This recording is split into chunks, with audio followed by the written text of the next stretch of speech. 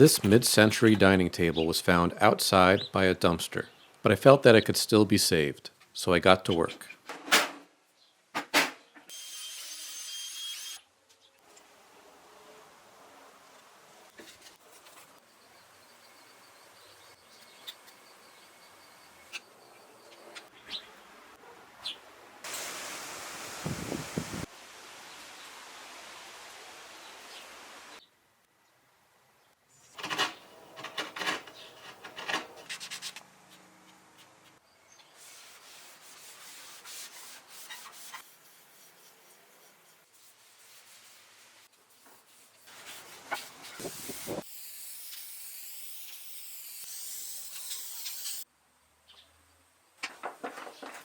The full unedited video can be seen on my YouTube channel.